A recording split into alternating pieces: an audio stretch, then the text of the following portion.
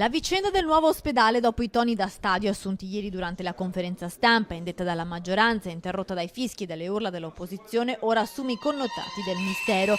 Ho ricevuto Giordani solo 2 volte in modo formale, scrive in quest'ora il governatore Luca Zaia, smentendo in modo lapidario qualsiasi incontro segreto, come invece dichiarato dal sindaco di Padova, che durante la presentazione del progetto aveva rivelato di aver incontrato il presidente del Veneto in via ufficiosa. Da quando è stato eletto ho ricevuto Giordani sempre all'interno del comune di San Vendemiano, la prima volta per 10 minuti, e mi ha comunicato l'idea di costruire il nuovo polo ospedaliero nell'area in cui sorge l'attuale policlinico.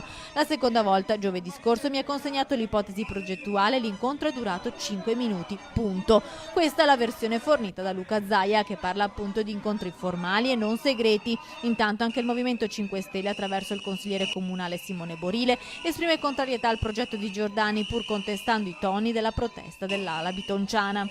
L'ospedale, più volte i tecnici hanno detto che non è pensabile costruirlo sul vecchio, è già stato detto molte volte. La dialettica politica non deve sconfinare nella violenza verbale, vista ieri a Palazzo Moroni, spiega Borile, ma Giordani si deve allontanare dalle vecchie posizioni politiche e ideologiche e prendere una decisione tecnica. Questo valzer infinito dell'ospedale di Padova che si sia trasformato in una danza funebre. E intanto i padovani continuano ad aspettare soluzioni concrete.